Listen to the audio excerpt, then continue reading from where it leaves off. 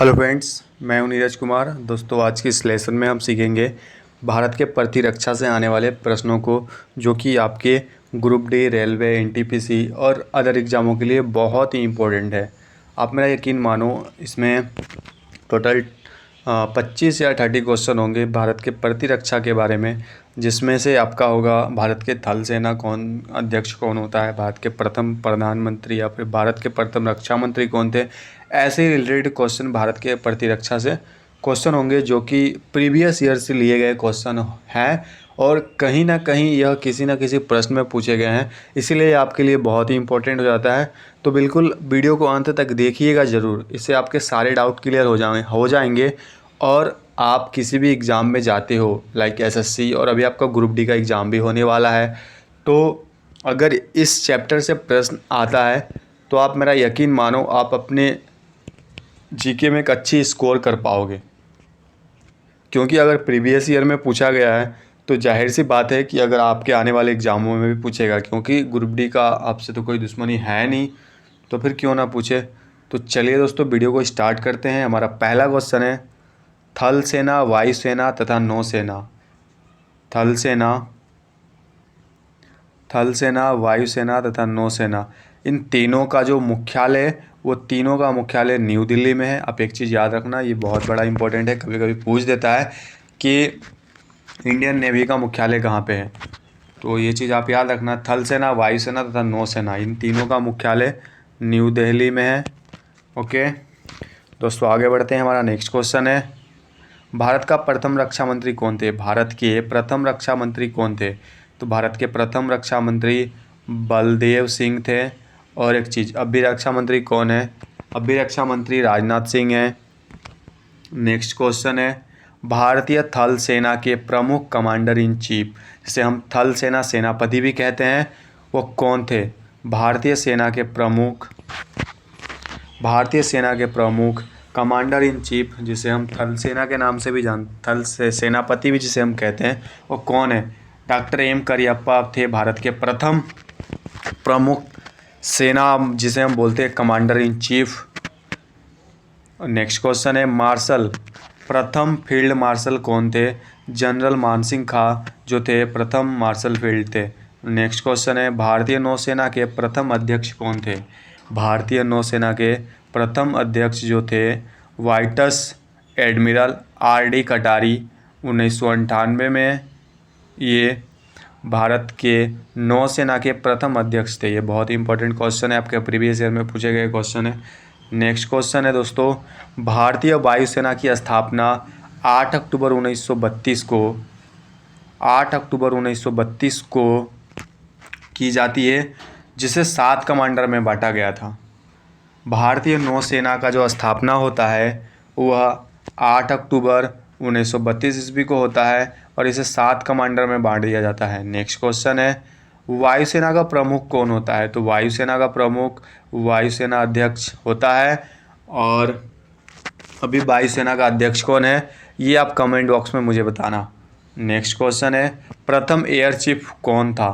प्रथम air chief हम बोल सकते हैं, या तो फिर प्रथम एयर चीफ मार्शल भी आप इसे बोल सकते हैं, इसमें कोई प्रॉब्लम नहीं है।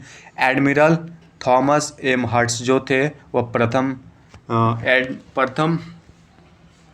एयर चीफ थे। नेक्स्ट क्वेश्चन है, वायुसेना के प्रथम भारतीय अध्यक्ष कौन थे? वो कौन अध्यक्ष था जो प्रथम वायुसेना के अध्यक्ष बने? एयर मार्शल सुब्रतो मुखर्जी 1954 ईस्वी में यह भारतीय वायुसेना के प्रथम अध्यक्ष बनते हैं। नेक्स्ट क्वेश्चन, वायुसेना का श्रेय क्या वाक्य क्या है? जो टैगलाइन होता है कहीं ना कहीं किसी कंपनी का, या फिर किसी ना किसी, जैसे वायुसेना का, या फिर किसी ना, आप बात करें थल सेना का, तो हर चीज़ का अपना एक टैगलाइन होता है। तो उस यही बोल रहा है कि वायुसेना का टैगलाइन हम इसे बोल सकते हैं, क्या है? नभ स्प्रिम दीप्तम, यह इसका टैगलाइन संस्कृत में लिखा हुआ रहता है।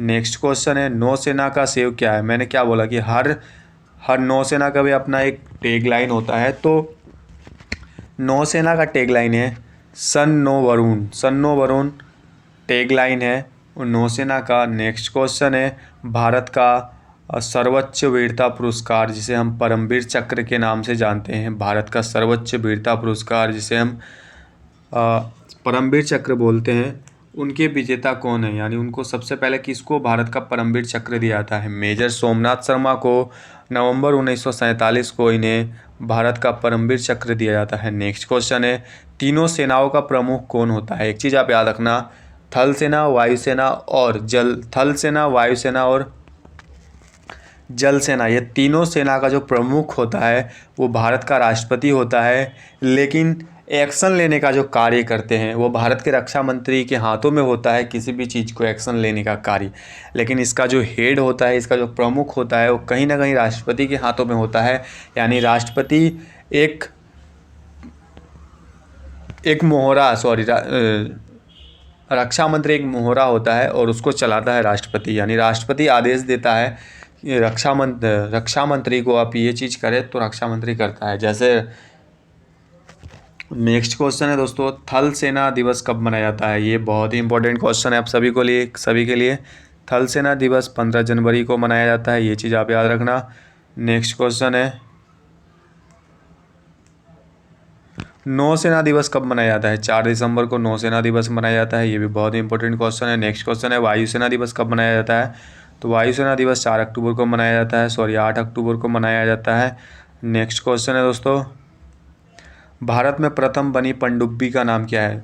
और कौन सा पनडुब्बी जो भारत का प्रथम पनडुब्बी INS साल्की जो है भारत का प्रथम पनडुब्बी है, इसे आप याद रखना। नेक्स्ट क्वेश्चन है, स्वदेशी डिजाइन एवं स्वदेश में निर्मित प्रथम प्रेक्षापात 1988 में प्रेक्षापात किया गया, वह कौन सा मिसाइल है? तो एक चीज़ मैंने बताया था आपको,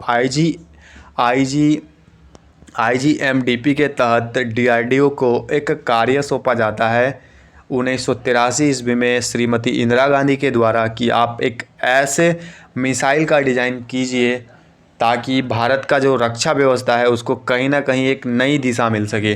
तो DRDO ने 1 साल के अंदर यानी 1982 से 1983 के अंदर 5 ऐसे मिसाइल का डेवलप करके इतिहास रचता है। वो उसमें से एक होता है पहला मिसाइल पृथ्वी DRDO के द्वारा बनाया जाता है और यह ज़मीन पर वार करने वाला मिसाइल है। इसका मारक क्षमता 8 किलोमीटर प्रति घंटा होता है। और जो 5 मिसाइल DRDO के द्वारा IGMDP मिशन के तहत जारी किया जाता है उसको आप ऐसे याद रख सकते हैं, पहला हमारा पृथ्वी, दूसरा अग्नि, तीसरा त्रिशूल, चौथा नाग और छठा आकाश। पटना लैंग्वेज आप इसे याद रख सकते हैं। नेक्स्ट क्वेश्चन है हमारा, भारत का प्रथम टैंक रोधी प्रक्षेपात कौन सा है? टैंक रोधी का मतलब होता है वो कौन सा भारत का ऐसा मिसाइल है जिसे टैंक के साथ लेके जाया जाता है। तो नाग एक मिसाइल है जो टैंक रोधी मिसाइल है, ये चीज़ आप याद रखना। मैंने एक वीडियो बनाया था जिसमें हमने उसमें बताया था भारत के रक्षा प्रौद्योगिकी के बारे में, जिसमें मैंने सारी तमाम जानकारियाँ दे दी थी। तो आप प्लेलिस्ट पे आपको मिल जाएगा, आप जाकर वहाँ से देख सकते हैं भारत की ऐसे कौन कौन से मिसाइल है जो बहुत ही इंपॉर्टेंट है और कौन कौन से मिसाइल DRDO के द्वारा डेवलप किया गया है।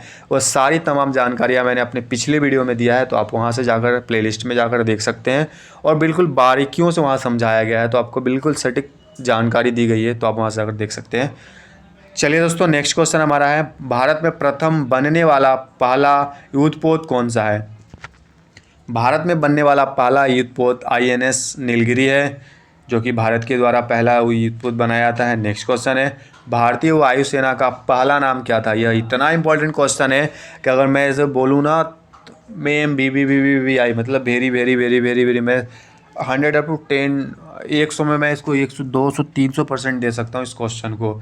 और ये SSC का इतना फेवरेट क्वेश्चन है, अगर यहाँ से SSC में किसी भी एग्जाम में पूछता है वो वायुसेना से, तो ये पहला क्वेश्चन है, उसका प्रेफरेंस यही रहता है। तो एक चीज़ आप याद रखना, जो भारतीय वायुसेना का पहला नाम था रॉयल इंडियन एयरफोर्स, ये बहुत ही इंपॉर्टेंट है, RIA royal Indian air force. Okay दोस्तों, तो दोस्तों ये था हमारा आज का इम्पोर्टेंट सेशन, जिसमें हमने भारत के रक्षा से आने वाले यानी भारतीय प्रतिरक्षा यानी जो भारत की रक्षा करता है कहीं ना कहीं, जो भारत के 3 ऐसे सेना अध्यक्ष होते हैं, 3 ऐसे सेना में डिवाइड किया गया चीज़ है जिसके बारे में हमने तमाम जानकारियाँ ली। आशा करता हूँ दोस्तों NCERT कीड़ा की जो ये वीडियो है ये आपके नॉलेज को अपडेट करने में बहुत महत्वपूर्ण भूमिका निभाई होगी। और अगर आप यहाँ से पढ़कर जाते हो तो आप मेरा यकीन मानो आप किसी भी एग्ज़ाम के लिए बैठते हो, अगर यहाँ से प्रश्न आती है तो आप अपने एग्ज़ाम में एक अच्छे मार्क्स गेन पर कर पाओगे, यह एनसीईआरटी कीड़ा का वादा है। तो दोस्तों मिलते हैं नेक्स्ट वीडियो में।